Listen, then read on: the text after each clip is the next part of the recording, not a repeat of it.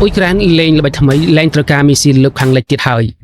ប្រិយមិត្តទស្សនិកជនបងប្អូនប្រកាសជាធ្លាប់គិតថាដើម្បីវាយកំទេចស្ពានថ្នាក់យក្សមួយបានគេត្រូវការគ្រាប់មីស៊ីលតម្លៃរាប់លានដុល្លារមែនទេប៉ុន្តែនៅពេលនេះកងទ័ពអ៊ុយក្រែនបានបង្ហាញឲ្យពិភពលោកឃើញនៅភាពអស្ចារ្យនៃការវិវត្តយុទ្ធសាស្ត្រសង្គ្រាមដែលនឹកស្មានមិនដល់យើងតាមការចុះផ្សាយរបស់សារព័ត៌មាន EU Observer នៅក្នុងអត្ថបទupdate សមរភូមិអ៊ុយក្រែនបានទម្លាយឲ្យដឹងថានេះពេលនេះកងទ័ពអ៊ុយក្រែនលែងត្រូវការគ្រាប់មីស៊ីលតម្លៃថ្លៃកពពកពីលោកខាងលិចទៀតហើយដើម្បីយកទៅវាយកំទេចស្ពានយុទ្ធសាស្ត្រសំខាន់នៅក្នុងតំបន់ដែលរុស្ស៊ីកំពុងតែកាន់កាប់នោះអ៊ុយក្រែនកំពុងប្រើប្រាស់យុទ្ធសាស្ត្រថ្មីដែលមានតម្លៃថោកប៉ុន្តែមានប្រសិទ្ធភាពសាហាវជាងមុនទៅទៀតតើអ៊ុយក្រែនប្រើអ្វីហើយវាយប្រហារនៅទីណារបាយការណ៍បានបញ្ជាក់យ៉ាងច្បាស់ថាថ្មីនេះកងកម្លាំងអ៊ុយក្រែនបានវាយកំទេចស្ពានយុទ្ធសាស្ត្រដ៏សំខាន់ចំនួន2កន្លែងយ៉ាងគ្រិតទីនៅក្នុងតំបន់ក្បែរទីក្រុងម៉ារីអ៊ុយប៊ុលភាគខាងត្បូងការវាយកំទេចស្ពានគឺជារឿងដែលពិបាកបំផុតនៅក្នុងសង្គ្រាមជាពិសេសនៅពេលដែលអ៊ុយក្រែនកំពុងខ្វះមីស៊ីលធុនធ្ងន់និងពឹងផ្អែកស្ទើរតែទាំងស្រុងទៅលើយន្តហោះដ្រូនរយៈចម្ងាយមធ្យមនិងឆ្ងាយតែប៉ុណ្ណោះប៉ុន្តែការវាយប្រហារនេះមិនមែនត្រឹមតែធ្វើឲ្យស្ពានខូចខាតបន្តិចបន្តួចនោះទេរូបភាពពីផ្កាយរណបបានបង្ហាញថាស្ពាននេះត្រូវបានកំទេចស្ពានទី1ត្រូវបានបាញ់ផ្ដាច់គឺស្ថិតនៅក្នុងទីក្រុង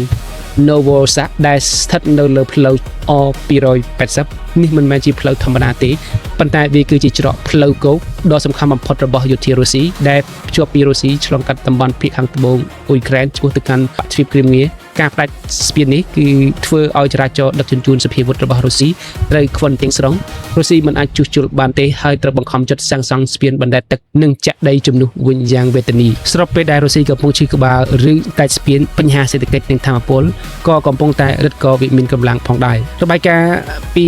EU Observer ដដែលបានទម្លាយរឿងដែលគួរឲ្យហ៊ូចិត្តមួយថាមហាអំណាចប្រេងរុស្ស៊ីពេលនេះកំពុងតែធ្លាក់ខ្លួនត្រូវបង្ខំចិត្តនាំចូលប្រេងសាំងពីប្រទេសឥណ្ឌាអាហ្គានីស្ថាននិងបង់ក្លាដេសទៅវិញដើម្បីបំពេញតម្រូវការខ្វះខាតនៅក្នុងស្រុកប៉ុន្តែការនាំចូលនេះគឺអាចទប់ទល់បានត្រឹមតែមួយផ្នែកតូចប៉ុណ្ណោះនេះគឺជាលទ្ធផលនៃការវាយប្រហារដោយដ្រូនរបស់អ៊ុយក្រែននៅលើរោងចក្រចម្រាញ់ប្រេងរបស់រុស្ស៊ី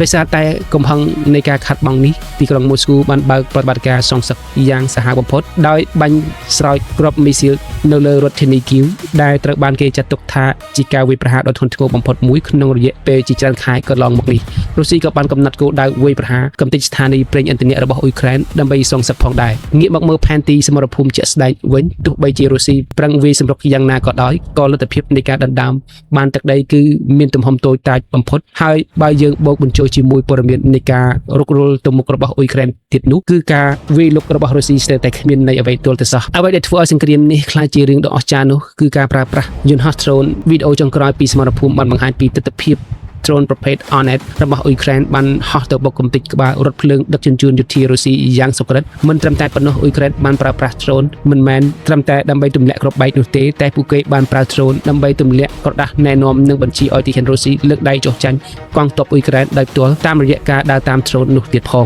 នេះគឺជាសង្គ្រាមចិត្តសាស្ត្រដ៏កំពូលសរុបមកអ៊ុយក្រែនកំពុងតែបង្ហាញប្រាប់ពិភពលោកថាពួកគេមិនបាច់មានអាវុធថ្លៃកម្រិតរាប់លានដុល្លារដើម្បីយកឈ្នះសត្រូវនោះទេភាពវៃឆ្លាតនិងយុទ្ធសាស្ត្រក៏អាចកាត់ផ្ដាច់សរសៃឈាមយោធាបានដែរសរុបមកអ៊ុយក្រែនកំពុងតែបង្ហាញប្រាប់ពិភពលោកថាពួកគេមិនបាច់មានអាវុធថ្លៃកម្រិតរាប់លានដុល្លារដើម្បីយកឈ្នះសត្រូវនោះទេភាពវៃឆ្លាតនិងយុទ្ធសាស្ត្រក៏អាចកាត់ផ្ដាច់សរសៃឈាមយោធារុស្ស៊ីបានដែរ